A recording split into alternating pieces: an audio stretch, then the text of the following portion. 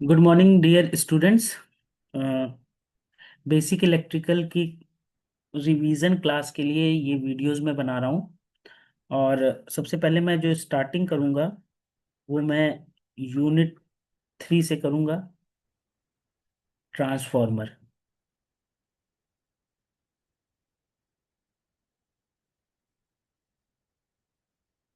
जैसे कि मैं पहले भी आप लोग को बता चुका हूँ कि आपको जो सीक्वेंस रखना है प्रिपरेशन का, उस सीक्वेंस में आपके पास सबसे पहले आपको थर्ड यूनिट पढ़नी है ट्रांसफॉर्मर की। देन फोर्थ यूनिट पढ़नी है, it is transformer. Then fourth unit पढ़नी है आपको मशीन्स। देन आपको फिफ्थ यूनिट पढ़नी है इलेक्ट्रिकल इंस्टॉलेशंस। देन आपको फर्स्ट यूनिट पढ़नी है डीसी सर्किट्स। और फिर उसके बाद आपको सेकेंड यूनिट रखना है प्रेफरेंस पे एसी सर्किट। तो यहाँ पर आपको ट्रांसफॉर्मर में मैंने पहले से ही आपको इम्पोर्टेंट क्वेश्चंस दे रखे हैं। और जिनमें से पहला जो क्वेश्चन है वो क्वेश्चन है आपका।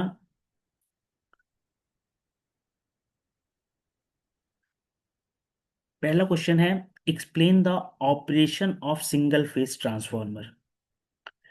Explain the explain operation of single phase transformer. तो इस क्वेश्चन को करने के लिए आपको सबसे पहले ट्रांसफॉर्मर का एक स्केमेटिक डायग्राम बनाना पड़ेगा।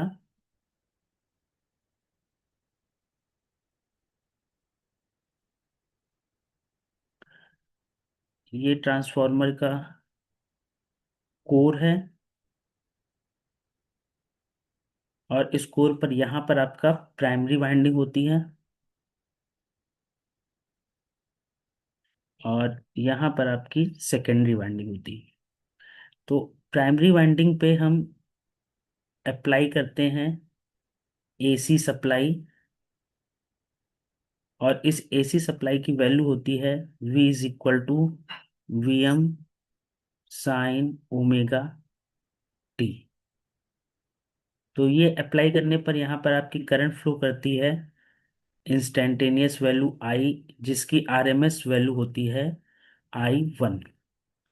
अब आपको पता है कि जब भी राइट हैंड रूल क्या कहता है कि किसी भी कंडक्टर में अगर हम करंट फ्लो करते हैं तो अ, एक मैग्नेटिक फ्लक्स डेवलप होता है। ये तो मैग्नेटिक फील्ड का प्रिंसिपल है। लेकिन राइट हैंड रूल, ये फ्लक्स की डायरेक्शन क्या होगी वो राइट हैंड रूल से डिसाइड होती है। एंड राइट हैंड रूल कहता है किसी भी कंडक्टर को अगर हम राइट हैंड में इस तरह ग्रैप्स करें कि हमारी अगर फिंगर्स करंट की डायरेक्शन को शो करें, तो हमारा जो थंब होगा वो हमारा मैग्नेटिक फ्लक्स की डायरेक्शन को शो करता है। तो इस केस में यहाँ पर जो मैग्नेटिक फ्लक्स होगा वो आपका अपवर्ड डायरेक्शन में जाएगा। तो मैग्नेटिक फ्लक्स की डायरेक्शन इस टाइप से बनेगी।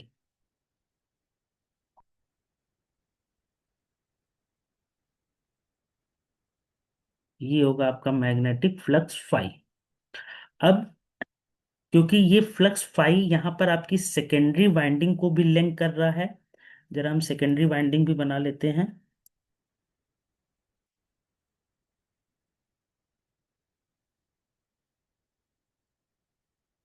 सेकेंडरी वाइंडिंग इस टाइप से आपकी,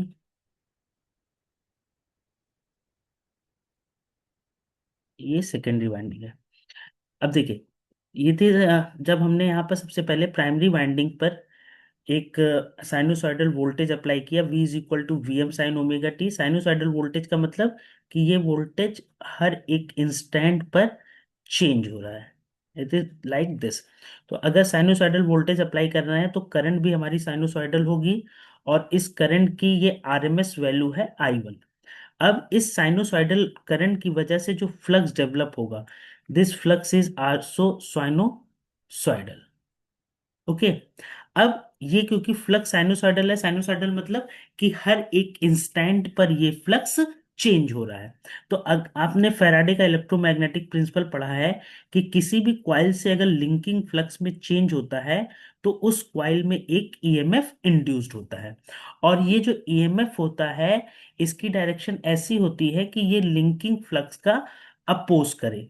तो यहाँ पर इस केस में आपका सेकेंडरी वाइंडिंग में एक लिंकिंग फ्लक्स फाइल लिंक कर रहा है और जो कि चेंज हो रहा है। तो इसकी वजह से यहाँ पर एक ईएमएफ इंड्यूस्ड होगा, ई ई टू। और ये इस ईएमएफ की वजह से करंट यहाँ पे फ्लो करेगी, आई टू। अगर आपने एक लोड कनेक्ट कर रखा है, यहाँ पर एक लोड कनेक्ट कर रखा है, आई टू। और सेम इसी तरह प्राइमरी वाइंडिंग में भी ईएमएफ इंड्यूस्ड होगा, ई 1। ओके। और क्योंकि लोड में करंट आई टू फ्लो कर रही है, अगर लोड इम्पीडेंस है जेड, तो यहाँ पर एक वोल्टेज ड्रॉप होगा, वी 2, जिसे लोड वोल्टेज कहते हैं। तो सिंपली इस तरह से आपकी जो भी ट्रांसफॉर्मर है, इससे पावर आपने इनपुट यहाँ पर की, यहाँ पे पावर इनपुट की, और आपको पावर यहाँ पर आउटपुट मिल रही है। दैट मीन्स पावर का ट्रांसफर इनपुट से आउटपुट की तरफ हो रहा है। पावर ट्रांसफर इनपुट से आउटपुट की तरफ आपका हो रहा है। और इस केस में फ्रीक्वेंसी आपकी चेंज नहीं करती है, यहाँ पर फ्रीक्वेंसी चेंज नहीं करेगी। ओके। तो बेसिकली आपको जो क्वेश्चन आएगा कि explain the operation of single phase transformer, तो आप सबसे पहले ये फिगर बना देंगे। ओके, ये फिगर आप वहां पे ड्रॉ कर देंगे। और फिगर ड्रॉ करने के बाद आप इसका जो प्रिंसिपल लिखेंगे, उस प्रिंसिपल में ये लिखेंगे कि when A source of sinusoidal voltage is applied on the primary coil या primary winding, then an alternating current flows in it, and this alternating current produce an alternating flux in the magnetic circuit, and this alternating flux links with the primary winding and secondary winding. So, an alternating voltage is induced in the primary winding by self inductance. In the primary winding by self inductance. यहाँ पर बेटा self induction की वजह से flux in EMF induced होगा, and and EMF is induced in the secondary winding. And EMF is induced in the secondary winding due to the mutual induction. Secondary winding में जो flux introduce होगा, वो mutual induction की वजह से होगा। Okay. And so the power is transferred from the primary winding to the secondary winding. So in there is a no relative motion between the coils. So the frequency of the induced voltage in coil 2 is exactly same as the frequency of the applied voltage to coil 1. Okay. तो इतनी चीजें आप इसके principal में diagram बना देंगे और ये प्रिंसिपल लिख देंगे, तो आपका 7 मार्क्स का ये क्वेश्चन कंप्लीट हो जाएगा। अब यहीं पर हम लोग कुछ चीजें देख लेते हैं जो 1 मार्क्स में क्वेश्चन पूछा जा सकता है, 2 मार्क्स में क्वेश्चन, सॉरी, 2 मार्क्स में क्वेश्चन पूछा जा सकता है। जैसे पहला क्वेश्चन पूछा जा सकता है कि ट्रांसफॉर्मर का प्रिंसिपल किस चीज पर बेस्ड है। ट्रांसफॉर्मर प्रिंसिपल किस चीज पर बेस्ड है? तो ट्रांसफॉर्मर का जो प्रिंसिपल होता है, that is based on electro magnetic electromagnetic induction. Okay. Transformer का प्रिंसिपल बेस होता है इलेक्ट्रोमैग्नेटिक इंडक्शन। दैट मींस ये self induction plus mutual induction दोनों इसमें रहते हैं। सेकंड क्वेश्चन पूछा जा सकता है कि अगर हम ट्रांसफार्मर पर डीसी सप्लाई अप्लाई कर दें, ट्रांसफार्मर पे डीसी सप्लाई हम अप्लाई कर दें तो क्या होगा? तो बेटा अगर ट्रांसफार्मर पे हम डीसी सप्लाई अप्लाई करेंगे, तो डीसी सप्लाई क्योंकि कांस्टेंट नेचर की होती है, कांस्टेंट नेचर की होती है, तो जो आपका बेटा फ्लक्स डेवलप होगा, ये फ्लक्स कांस्टेंट होगा, फ्लक्स भी कांस्टेंट होगा। और अगर फ्लक्स बेटा कांस्टेंट होगा, तो क्योंकि ईएमएफ जो हमारा E1 और E2 इंड्यूस्ड हो रहा था, that EMF is induced due to the changing flux. भाई वो ईएमएफ चेंजिंग फ्लक्स की वजह से आ रहा था। तो क्योंकि आपका फ्लक्स कांस्टेंट होगा, तो यहां पर नो इंड्यूस्ड ईएमएफ आएगा, कोई भी ईएमएफ इंड्यूस्ड नहीं होगा। और जब ईएमएफ इंड्यूस्ड नहीं होगा बेटा, तो प्राइमरी करंट ये आपकी बढ़ती जाएगी, क्योंकि इसको कोई भी अपोज करने वाला नहीं होगा। तो आपकी जो प्राइमरी करंट होगी ये इंक्रीज कर जाएगी। और अगर प्राइमरी करंट बेटा इंक्रीज कर जाएगी, तो आपकी प्राइमरी वाइंडिंग में हीट डेवलप होगी, और हीट डेवलप होने से टेम्परेचर बढ़ेगा, और टेम्परेचर बढ़ने से प्राइमरी वाइंडिंग आपकी बर्न आउट हो जाएगी।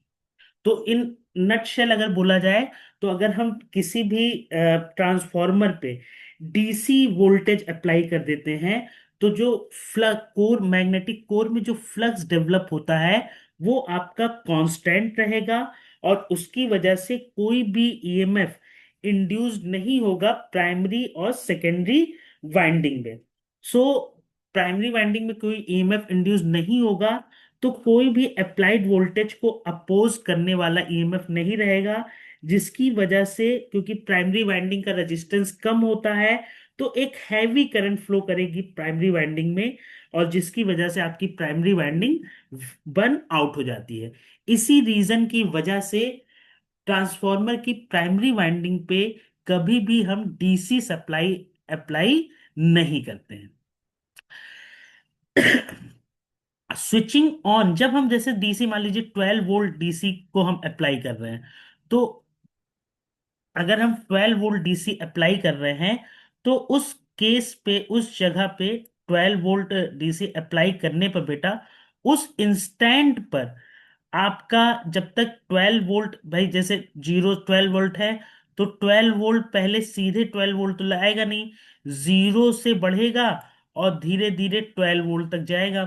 तो जो इस इंस्टेंट में एक फ्रैक्शन ऑफ सेकेंड्स के लिए आपका, क्योंकि वोल्टेज चेंज हो रहा है, तो ईएमएफ इंड्यूस्ड होगा। लेकिन जैसे ही वोल्टेज 12 वोल्ट पे कांस्टेंट होगा, अपने डीसी वैल्यू पे कांस्टेंट होगा, उसके बाद कोई ईएमएफ इंड्यूस्ड नहीं होगा।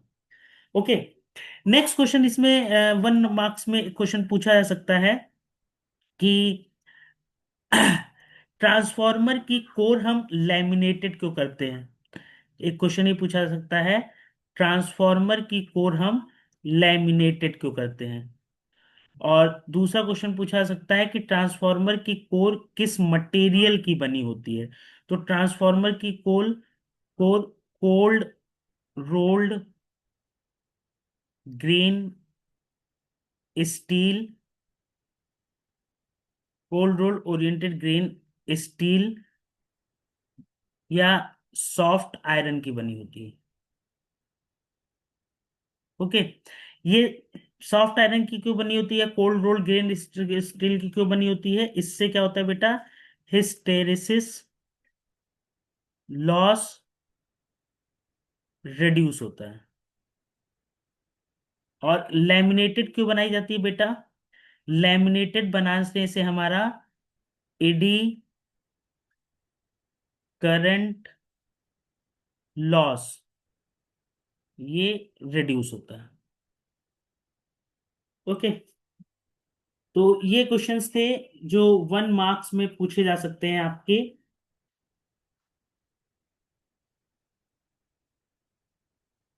ट्रांसफॉर्मर के प्रिंसिपल से related.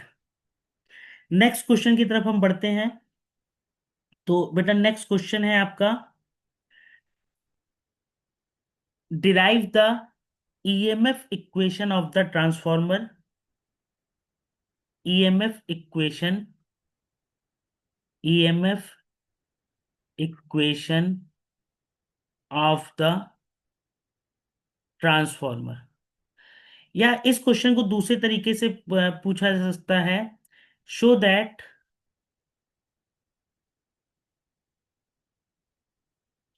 Show that EMF induced in the transformer, EMF induced in the transformer lacks the flux by 90 degree. ये क्वेश्चन दो तरीके से पूछा जा सकता है। पहला आपसे क्वेश्चन पूछा जा सकता है, इस तरह से वर्डिंग होगी कि derive the EMF equation of the transformer. दूसरा पूछा जा सकता है कि show that the EMF induced in the transformer lags the flux by 90 degree. तो इसका करने के क्वेश्चन करने के लिए बहुत ही सिंपल है आपका। EMF equation of the transformer में आप सबसे पहले स्टार्ट करेंगे कि let the flux at any instant is given by, flux अभी मैंने पहले बताया था साइनोसॉइडल होता है, तो flux is given by phi is equal to phi m sine omega t. और फैराडे के इलेक्ट्रोमैग्नेटिक प्रिंसिपल से आपको मालूम है induced EMF e is equal to होता है minus n d phi by d T.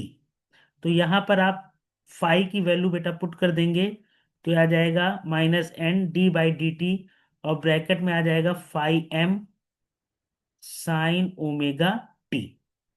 इसको आप एक बार डिफ्रेंशिएट कर लीजिए तो minus n phi m sine omega t में डिफ्रेंशिएशन हो जाएगा ओमेगा, और साइन ओमेगा टी का डिफ्रेंशिएशन हो जाएगा कॉस ओमेगा टी। ये आपका हो गया ई। ई तो E इज इक्वल टू यहां से आप लिख सकते हैं, आपको मालूम है formula minus N pi M omega sine 90 minus omega sine 90 minus omega T. ये फॉर्मूला होता है बेटा sine 90 minus theta is equal to cos theta. तो और इसके अलावा एक और फॉर्मूला आपको मालूम है sine of minus theta is equal to minus sine theta. तो यहां पर हम इस चीज को लिख रहे हैं n phi m omega sine, यहां पर हम साइन को ब्रैकेट यहाँ पे माइनस कॉमन ले रहे हैं तो ये आ जाएगा ओमेगा टी माइनस 90 डिग्री। यहाँ पे माइनस हमने कॉमन ले लिया और एक माइनस पहले लगा था, तो sine of minus theta minus sine theta होता है। तो ये वाला माइनस और ये वाला माइनस आपस में मल्टीप्लाई होके प्लस हो जाएगा, तो ये आ जाएगा n phi m omega sine omega t minus 90। E is equal to, तो देखिए जो ईएमएफ इक्वेशन का सेकंड वाला वर्डिंग थी कि show that the EMF induced in the transformer lags the flux by 90 degree, ये आपका देखिए यहां पर शो हो रहा है। ईएमएफ इक्वेशन में देखिए ओमेगा टी माइनस 90 डिग्री आ रहा है। तो अगर आप फेजर डायग्राम बनाना चाहें तो फ्लक्स फाई, फाई क्योंकि फाई का फेज एंगल 0 डिग्री है, तो फ्लक्स फाई आपका रिफरेंस एंगल पे हो जाएगा। और फिर ईएमएफ का phase angle minus degree minus 90 है, मैंने बताया है कि माइनस होता है तो उसको हम क्लॉकवाइज नीचे की तरफ बनाते हैं, तो ईएमएफ आपका जो आ जाएगा वो आ जाएगा बेटा नीचे की तरफ 90 डिग्री।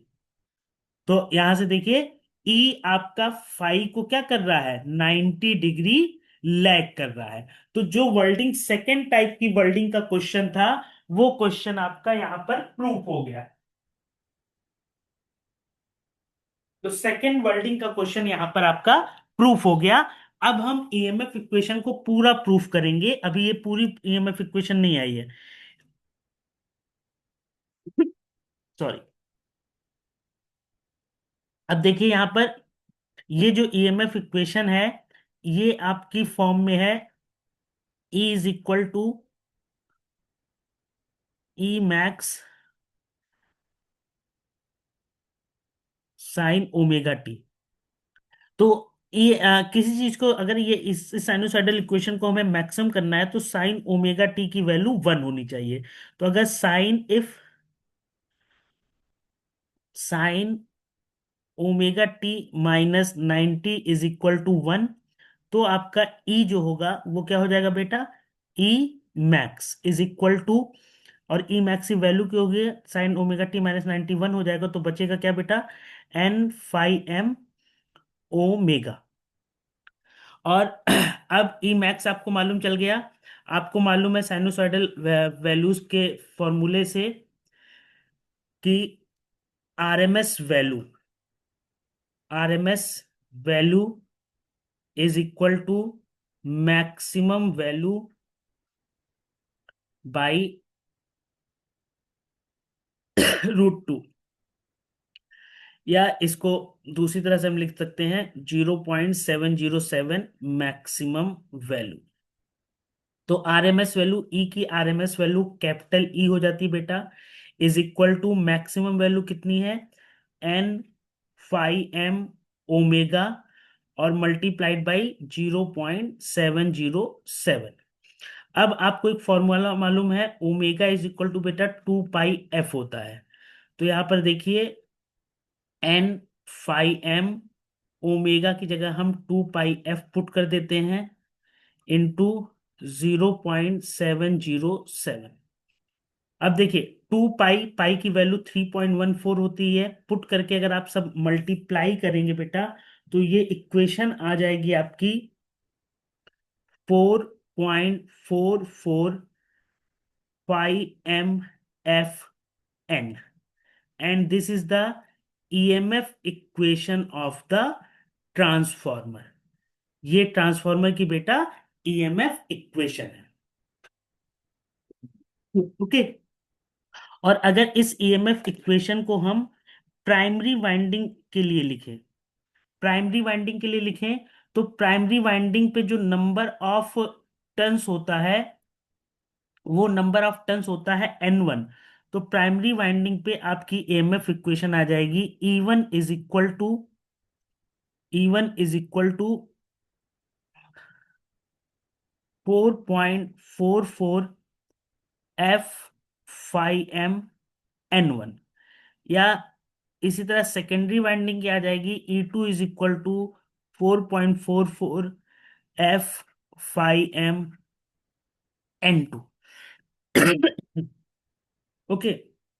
और अगर आप इन दोनों इक्वेशन को आपस में डिवाइड कर दें तो आपका फॉर्मूला निकल के आएगा, E1/E2 is equal to N1/N2 is equal to, ये फॉर्मूला होता है V1/V2 is equal to I2/I1, and it is equal to the A, and A is known as your transformation ratio. A आपका कहलाता है transformation ratio.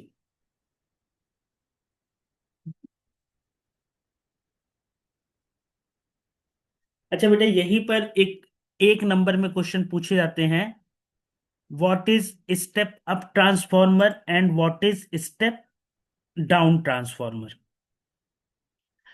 तो what is up step up transformer,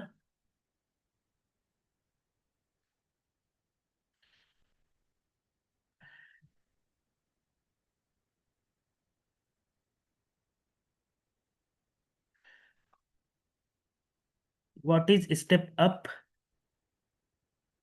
transformer, what is step up transformer if primary winding voltage applied V1 is less than V2। अगर secondary side का voltage primary side के voltage से ज्यादा होगा तो हम इसे कहते हैं स्टेप अप ट्रांसफॉर्मर। और दूसरा होता है बेटा step down, step down transformer. तो स्टेप डाउन ट्रांसफॉर्मर क्या होता है, if primary winding voltage is greater than the secondary winding voltage, then it is step down transformer. Okay. और एक ट्रांसफार्मर और होता है जिसको हम कहते हैं V1 = V2। अगर प्राइमरी वाइंडिंग और सेकेंडरी वाइंडिंग और वोल्टेज आपस में बराबर हो जाते हैं तो हम इसको 1-to-1 ट्रांसफार्मर कहते हैं। And it is use to isolate the circuits. Okay. तो ये था बेटा सेकंड टाइप का क्वेश्चन, सेकंड क्वेश्चन, जो आपका EMF equation of the transformer का प्रूफ होता है। उसमें आप इतना प्रूफ करके लिखेंगे और ये फुल 7 मार्क्स में क्वेश्चन आता है बेटा। ओके। देन थर्ड क्वेश्चन है हमारा। अच्छा, इसी में एक क्वेश्चन और मैं बता देता हूं कि कभी कभी पूछा जाता है कि आइडियल ट्रांसफार्मर की करेक्टरिस्टिक्स बताइए। तो आइडियल ट्रांसफार्मर में बेटा जो करेक्टरिस्टिक्स होती है वो मेनली 4 टाइप्स की करेक्टरिस्टिक्स होती है। यहाँ मैं आप इसमें बता रहा हूँ ब्रैकेट में। आइडियल ट्रांसफार्मर की characteristics. Ideal transformer, ideal transformer की जो करेक्टरिस्टिक्स होती है वो मेनली 4 पॉइंट्स होते हैं। पहला है आपका no winding resistance. No winding resistance. दूसरा है बेटा no magnetic leakage. No magnetic leakage. तीसरा है नो आयरन लॉस।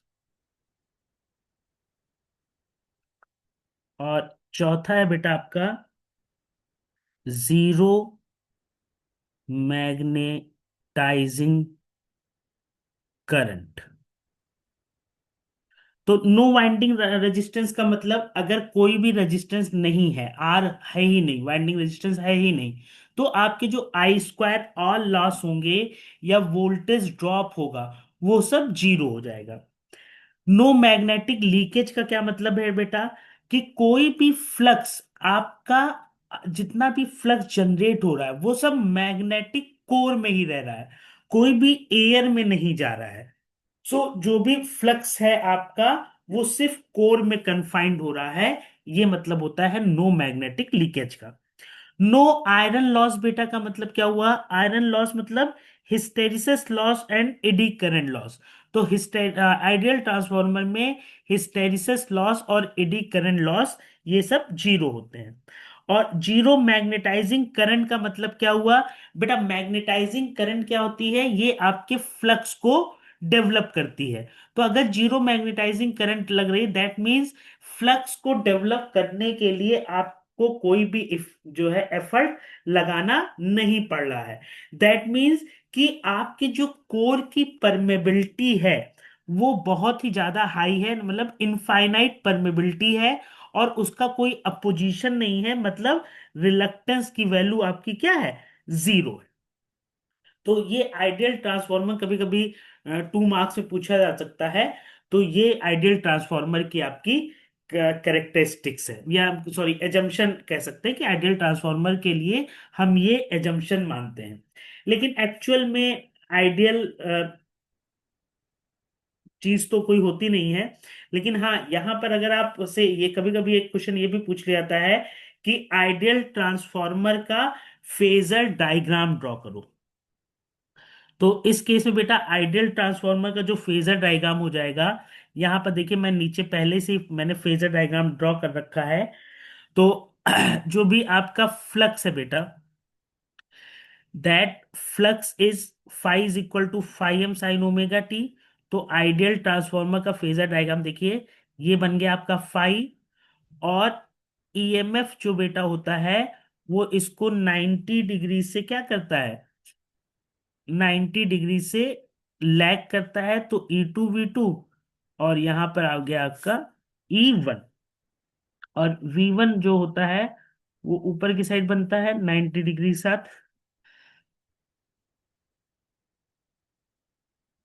V1। ठीक है। और आइडियल ट्रांसफार्मर के केस में फ्लक्स डेवलप करता है आपका I म्यू। तो ये आपका आइडियल ट्रांसफार्मर का फेजर डायग्राम होता है। अच्छा बेटा, यहीं से होता है कि आइडियल ट्रांसफार्मर के केस में, क्योंकि कोई आपका लॉसेस नहीं हो रहा है, तो इनपुट पे आप जितनी पावर दोगे, तो मान लीजिए इनपुट पे आपने पावर, आप पावर दे रहे हैं V1 I1, तो ये इक्वल टू होती है आउटपुट पावर के, सॉरी V1 I1, ये इक्वल होती है आउटपुट पावर के V2 I2, V2 I2। तो यहीं से एक क्वेश्चन आती है, V1/V2 is equal to I2/I1, जिसको हम ट्रांसफॉर्मेशन रेशियो ए के इक्वल मानते हैं। ओके, इस तो स्टूडेंट, इस वीडियो को हम यहीं तक अभी रखते हैं, और नेक्स्ट वीडियो में आपको इसके आगे के क्वेश्चंस मिलेंगे। Okay, thank you. एंड पढ़ाई करते रहिए, रिवीजन करते रहिए, और लिख लिख के सभी चीज़ें प्रैक्टिस करिए। Okay, thank you everyone.